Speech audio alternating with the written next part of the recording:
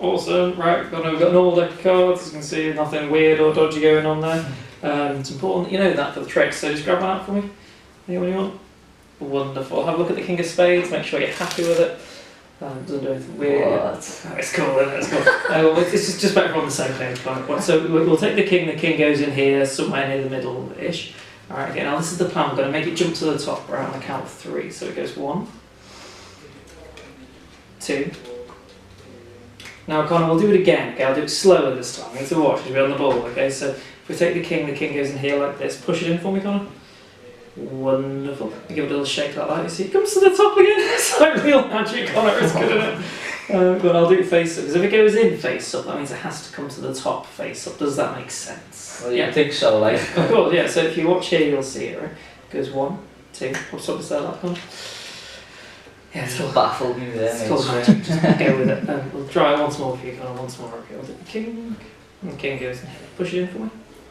Let me know when you see it again, Connor. The king of spades. The king of spades, Connor. Just let me know when you see it. Just let me know. Seem to see that card, Connor. Just let me know when you see it.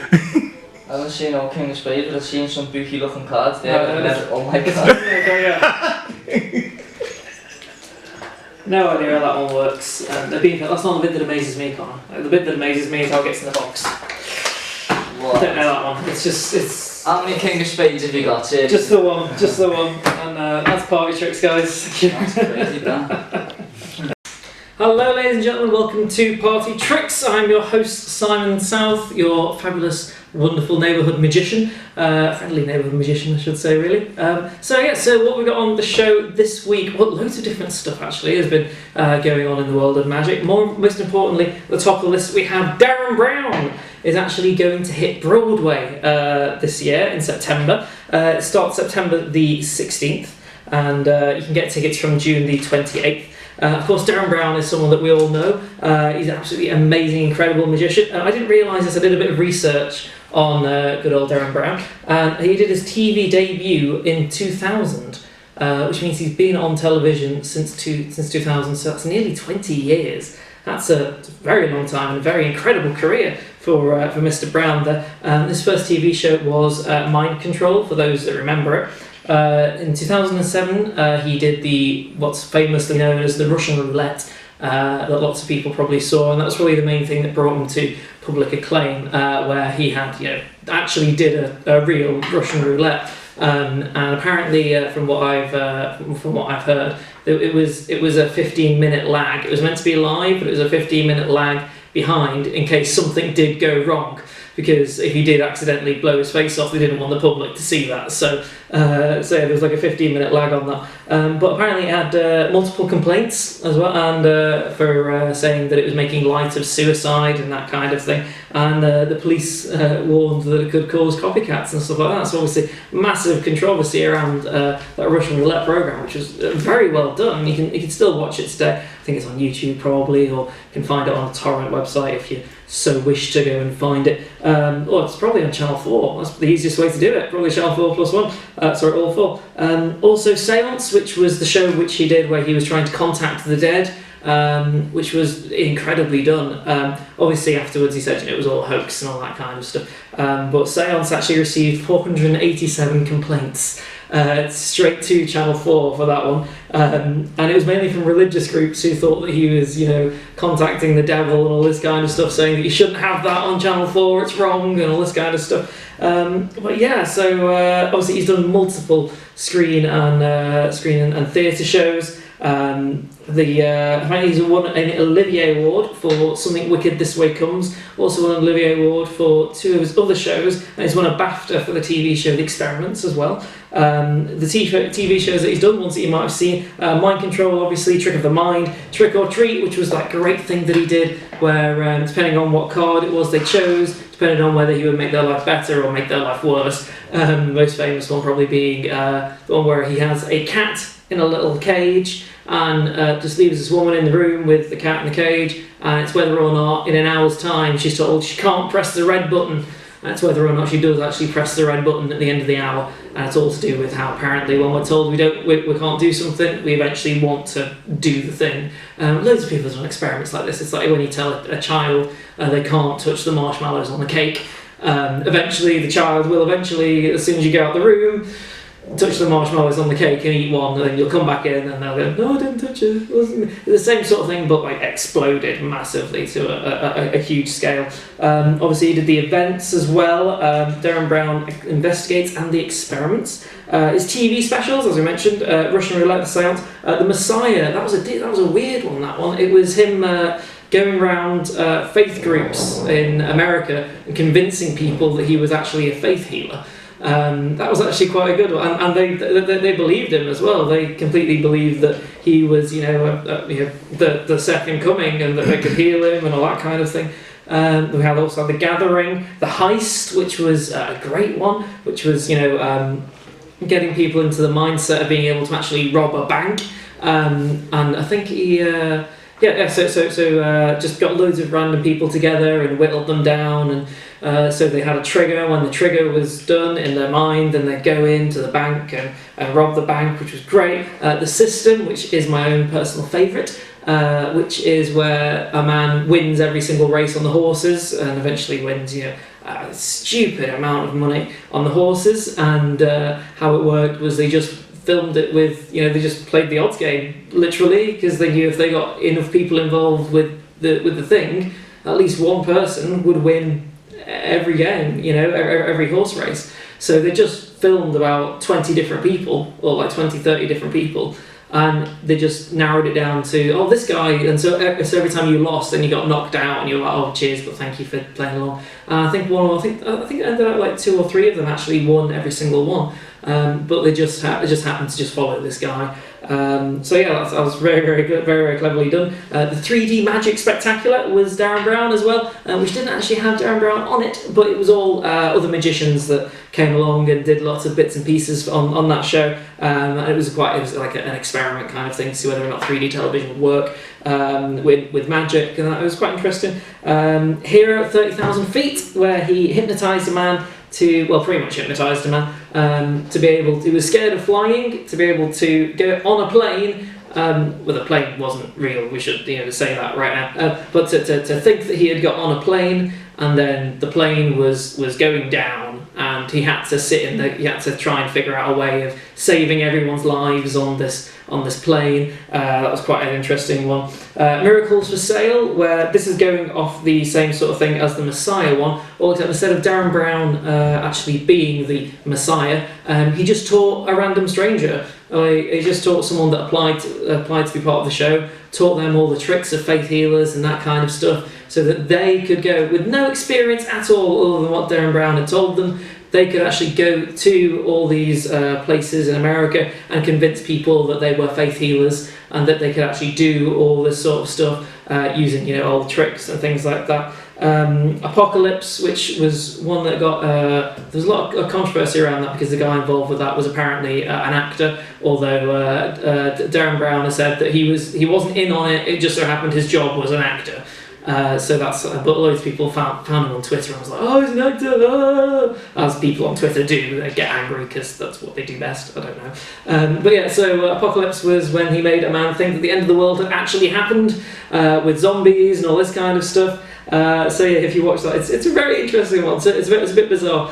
He just kind of goes along in this bus, I think it is, or in his car. All the lights go out, and then next thing he knows, there's a zombie coming for him, and he has to run into this building and stay in this building for ages. And he's totally convinced that zombies have taken over the world for like 2 or 3 days before eventually he switches it out. And again, it's all to do with trying to make the man a better person, all that kind of stuff, as Derrin Brown does. And then we have Fear of Faith, which was a really good, interesting one. Don't know too much about that one. I think I only saw it once or twice. But it was quite interesting. The Great Art Robbery, where he got old age pensioners to go and rob a bank.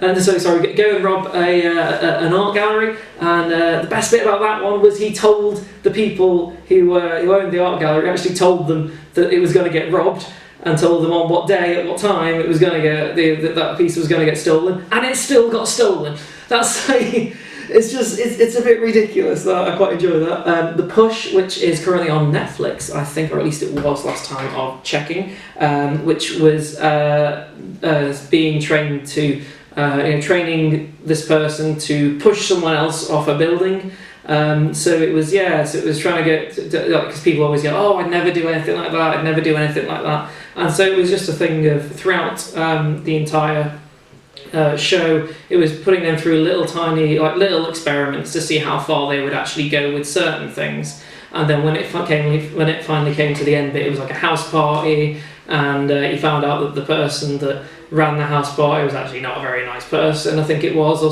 something like that, until eventually it was whether or not they would push them off the building. And the person was in a harness and was an actor and that kind of stuff, obviously. And I think he did it with like 5 people, and 3 out of the 5 people actually did push him off the building. 2 people didn't. I think it was something like that, to show whether or not you could actually, figure someone's mind in that weird, bizarre way. But yeah, definitely go and check it out. And we had The Sacrifice as well, which was, again, it's on Netflix, which I think is, again, I've only seen this one once. It's the most recent one that's come out, where he's training this guy, and it's him basically taking a bullet for someone, whether or not he can train this person who has never been anywhere, near that kind of situation before, whether or not they will quite happily go and stand in front of someone and take a bullet for them. So yeah, that was quite an interesting one. So basically, Derrin Brown's been around doing weird, bizarre things for a really long time, and now he's finally coming over to Broadway. It's his first. Is it his first or his second? No, it's his first US stage show that he's actually doing, and it is called Secret. Obviously his other ones, which are very amazing, Something Wicked This Way Comes, An Evening of Wonders, which is my personal favourite, where he does lots of weird, bizarre things. As someone that does weird, bizarre things, watching him like hammering nails in his face and stuff like that was quite cool. I really enjoyed that. I think that's the one as well, where he is it? Yeah, no, I think that's the one where he puts a mask around his face as well. That might be Svengali, I'm not sure. But yeah, basically he's been around for years and years and years. He's written books as well. The books have done very, very well themselves. So yes, if you are or do happen to be in America right now, look forward to it. Go and see Derrin Brown. It will be the best magic show and mind reading show you will see. He is full of British sense of humour and all that kind of thing. You'll absolutely love the show. Definitely go and see it. In the UK though, we have the London Festival of Close-Up Magic, which is starting in July. That's going to be an hour-long close-up shows, so it's a series of different close-up shows, each an hour long. I think there's 2 or 3 an evening. It's being held at the Savoy. It's being held at the Meridian in Piccadilly Circus. Something else that I'm talking about is going to happen in the Savoy. But yeah, so the first one is someone that we've talked about already before on the show. The first one is Nick Einhorn. Nick Einhorn, I say, has written loads of awesome books and that kind of thing. Also, he managed to fool Penn and Teller. So that's going to be a really interesting show to go and see. He's also on FISM. For those that don't know what FISM is, FISM is basically the the world, like the Olympics of magic kind of thing. If you win FISM, you're like the best of the best kind of thing. So that's pretty cool. That's the 11th and 12th of July. Nick Einhorn's down there at the Meridian. And on the 18th and 19th, we have Laura London. Again, we've already talked about Laura London before. She's doing her cheat show, which is all about card cheating and gambling and that kind of thing. All the weird, bizarre stuff that you might know or have heard of, like bottom dealing and all that kind of cool, weird things. She's also one of the UK's foremost sleight of hand magicians, but being a woman, obviously that's an oddity. Unfortunately, that's an oddity, and it still is in magic. We don't have enough women in magic, and until more women get involved, then it's going to stay that way. So she's running forward with the flag of, yes, women can do magic and we're amazing at it, and that kind of stuff. So she's doing a brilliant job there, Laura. We've also got on the 24th and the 31st of July, we have Dr. Will Houston. Will Houston is he's more of a technician kind of thing. So someone that's really studies moves and that kind of thing to get them down really, really well. So he's basically doing a look back at the past 500 years of magic, like with Chung-Ling Soo, who was a white man that dressed as a Chinese guy. Yeah, I know, it's bizarre, how that was, yeah. So, but his famous trick was the bullet catch, and he used to catch a bullet in a plate.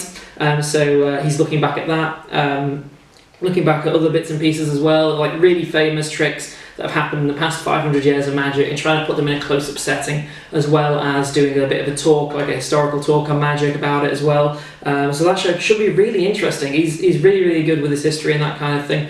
Will Houston, incredible magician as well. If you ever get a chance to see him lecture, just go for it. It's really, really interesting. Very, very good magician. On the 27th of July, we also have there's Michael Vincent and Dominic Izwolonsky. I think I pronounced that right. Don't know. Hope I have. So obviously Michael Vincent is, as some of you might know, if you don't, just go on YouTube. He's been on Penn and Teller Foolers. He's done loads of amazing stuff. Incredible sleight of hand magician. I think he's now, last time I think I met him, he was losing his hearing. I think now he's pretty much completely deaf. He's also got one very bad eye. I think he's blind in one eye. But the stuff he can do is stupidly good with a deck of cards. Like just a deck of cards and some coins, he will like blow your mind completely. And he's got engaging storytelling as well. Just everything combined to create a wonderful experience of an evening for you. So I could highly recommend Michael Vincent. Definitely, if nothing else, just look him up on YouTube. There's probably a video of him doing something at the Magic Castle. Go, just watch it. You will absolutely love it. It's amazing. Dominic, I must admit, I don't know anything about him, but apparently he is part of a show which is held at the Savoy Theatre, the Savoy Hotel. That's where I get mixed up. Called Sleight, I think it is, or Secrets of Sleight of Hand, something like that. It's a 5-star show in the Savoy Hotel. It's been running for the past 2 years. So he's been in that, and apparently it's obviously 5 stars. It's obviously very good. So I mean, if you don't get a chance to see him doing this magic, then definitely go and check out the Savoy Hotel show. I'll definitely be looking into that because it's the first time I'm hearing of it, and it sounds amazing. I love the idea of just going into a hotel and being like, "Oh, cool! There's a magic show going on. This is great." So yeah, that's definitely something I'll be looking into on the 4th of August, because that's right, it runs through August. We have Paul Gordon. For those that don't know Paul Gordon's kind of one of those guys, if you either love him or hate him, not in a bad way or anything, but he just the way he can sometimes, some people don't get on with him, some people do, and that kind of thing, but whatever you think of him, his card magic is amazing.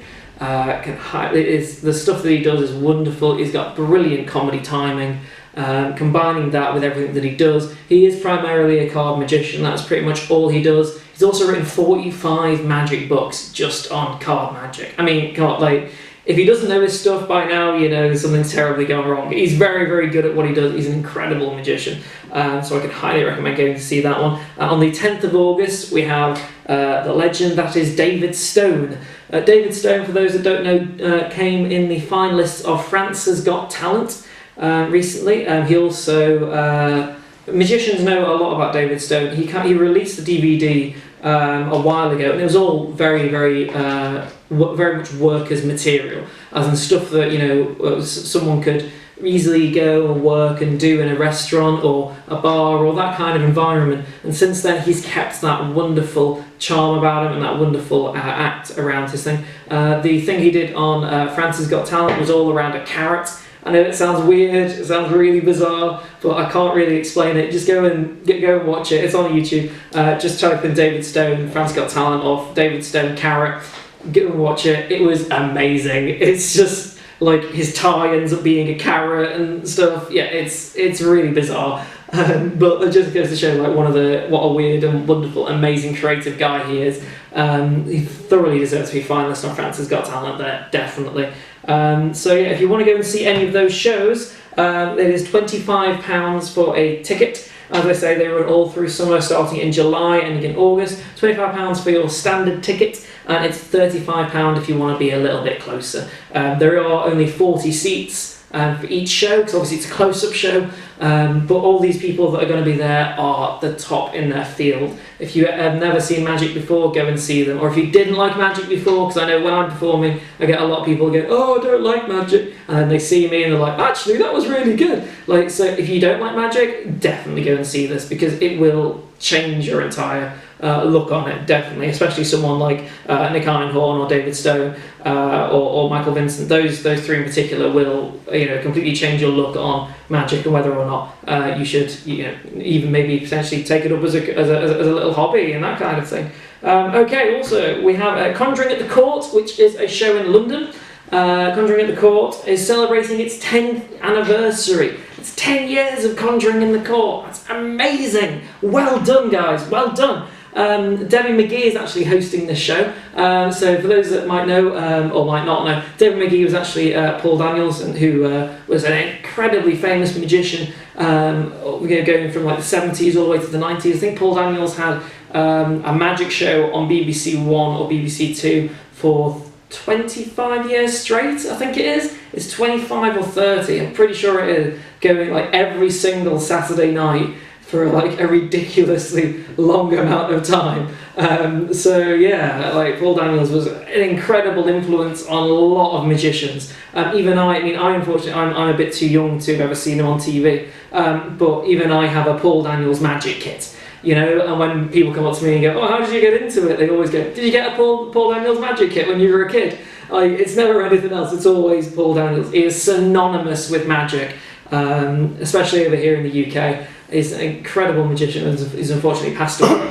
But his wife, Debbie McGee, is actually hosting this show, and it should be a wonderful experience to go and see it. Also at the show we have the current president of the Magic Circle, Scott Penrose, will be there. Scott has done loads of stuff. You probably might have seen him on QI a few years ago now. They did a QI special when Stephen Fry was still hosting it to do with magic. And Scott Penrose actually came on, and I think he made a dove appear. And so it was the one that, if you try and find it, it's the one with Harry Potter, with Daniel Radcliffe on it. It's all about magic, as long as Daniel Radcliffe is on it and that kind of stuff. So Scott Penrose came on and just talked a little bit about magic, made a dove appear and that kind of thing. It was awesome. He was also played Magibot in a very... I'm going to say cult film, because I don't know that many people that have actually watched it, in David Mitchell and Robert Webb's film Magicians.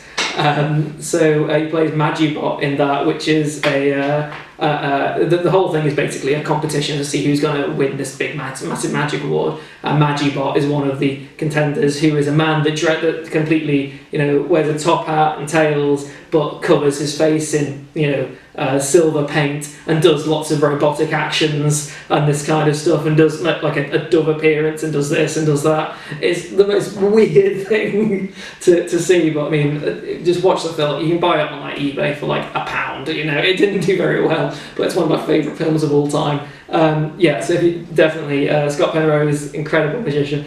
Also, there is, let me see if James Brown is also there. James Brown, not the singer, James Brown, obviously. That would be amazing. Resurrect James Brown for this 10-year anniversary. James Brown is a wonderful magician. He doesn't call himself a magician; he calls himself the professional opportunist. Because he doesn't really do magic. It sounds bizarre. He mainly relies on misdirection and that kind of thing to do his stuff. He also recently has come up with a system of hypnotising someone without hypnotising them, which sounds really bizarre. But when you watch it, it kind of like goes, "Oh, right, okay." So he basically just says to someone, he doesn't put anyone to sleep or anything like that, just goes, "Right, okay, so I want you to just stand on this spot, and while you're stood on that spot, just imagine that you can't move from that spot. You can't move from that spot now, can you?" And they're like, "No." And they really try and they can't move, and you can get them without doing all the normal stage hypnosis thing of going and sleep and that kind of stuff. Doesn't do anything like that. Just goes, "Right, okay, now you can't do that, and now for some reason you want to look like a chicken, don't you?" And they do it. It's really bizarre, but really amazing to watch, because you can tell that it is just some random person from the audience and all this kind of stuff. It's really, really good. Okay, and we also have America's Got Talent winner. Paul Zerdin will also be at Conjuring at the Court, and Paul Zerdin won with his puppet, with his obviously ventriloquism act. But I remember watching it, and one of the things that he did with this act was his puppet was telling him that the puppet was going, "I can do this without you. I don't need you." And he was going, "No, you can't. You need me." And he goes, "No, I can do this without you." He goes, "All right, fine, fair enough. All right, I'm going." And so he goes off stage and leaves the puppet on the stage, and the puppet just goes, "All right, everyone, how are you doing? like that. It was brilliant. It was really, really clever. So you can check that out on YouTube. Highly recommend going to see this show if you do get a chance. It is the 27th of June at 8 p.m. at the Drayton Court in West Ealing. So definitely go and check that out. We also have Magic at the Barn, which is the 6th and the 7th of July, which is going to be at the Rochford in Essex. It's basically set in a barn, a 17th century kind of barn. We have some amazing acts there. We've got Oliver Tabor, who is an amazing magician. I've met him, absolutely lovely, lovely guy. We don't have enough time to kind of talk more about him, but we also have Joel Dickinson, who is a great mind reader, and Wayne Trice, who is an amazing comedy act. Comedy magician, so he'll be at Magic at the Barn. It's the 6th and the 7th of July. That starts at 7:30 on the Saturday and 3 p.m. on the Sunday. It's £15 for adults and £10 for child, or £40 if you're a family. And family is 2 adults, 2 kids. Sorry guys, apologies if you're in polygamous relationships, I don't know, sorry, okay. And we also have, last but not least, we have Sensation, the greatest variety act live, which features magic, acrobats, comedy, juggling, circus skills. It's a family-friendly show, and the magician for that is Edward Hilton. Ed is the current stage champion of the year for the Magic Circle, which should be a brilliant show to go and see that. We also have a hula hoop record holder, which is Simone. We have the BMX European champion, Keelan Phillips, the pole arts champion, Anna McDonnell, juggling superstar Florian Brooks, and contortionists Delia and Yvette Dussault. And the entire show is hosted by comedian Jack Glado, and it's £23.50. Delia and Yvette do an amazing act. I've seen them work before. They're incredible contortionists. And I did say last but not least, but I nearly forgot, we also have the Vanishing Cabinet, which is a completely brand new show that's coming out. Let's see if I can find my stuff on it. There we go. Here we go. The Vanishing Cabinet will be, again, Joel Dickinson is involved with this one. Also Sam Fitton, who is a brilliant magician. He does weddings and all that kind of stuff. That's where he mainly concentrates his work, as weddings. But he also has had sellout shows at the Edinburgh Fringe Festival. A lovely, really, really nice guy. And also Aaron Calvert will be doing stuff with that. Aaron Calvert actually had a show on Channel 4. It was kind of like a, like a pilot episode of this show where he got a couple and he hypnotised them both to think that they were single, and they went on, and the idea was that they'd go on different dates with different people, and eventually they'd go on dates with each other, and it was whether or not they then decided to stay with each other after thinking that they'd never met before. It was a really great show, and Aaron is a really, really nice guy. That show is going to be amazing. Go and see it. It's in Manchester as well. It's not too far away. Definitely go and see that. And it's going to be on the 11th of July. When I hear more about it, they also have guest act as well. When I hear more about it, I will let you guys know. Okay, guys. So the last thing we're going to do is just a fun little silly trick. It's a pick a card trick, but it doesn't really matter what card it is that we go for. We'll go for that one. Doesn't really matter what it is. I'm not going to even look at it. I'm just going to show you guys. Yep, you got it? Yep. Yeah. Brilliant. Perfect. Amazing. Obviously, it's my job to try and find out what the card is, but we're going to try and do that in a very weird and bizarre way. So we're going to take some cards like this and like this, and I'm going to shuffle them in. Okay, so if we take these face-up cards and shuffle them in face down like this, perfect, and then we'll take these face-down cards and shuffle them in like this, so we have it very, very clearly face up, face down, all being squidged in here, and face up cards going into the entire mix here. So it's all being all squished and mushed together, so we have an entire deck of cards which is every which way imaginable. So now it's my job to try and find out what your card is, but I forgot to put it back in the deck. Well, that's fine, because all I need to do is click my fingers and you'll see that every single diamond, for some reason, is now face up. There's the king, queen, there's the jack, the 9, the 8, no 10 yet though, there's the 7, there's the 6, there's the 5, there's the 4, there's the 3, there's the 2. And there's the ace. No other cards face up in the deck, but with one card missing, and that's the 10 of diamonds. Was the card that we picked the 10 of diamonds? Yes, it was! Boom!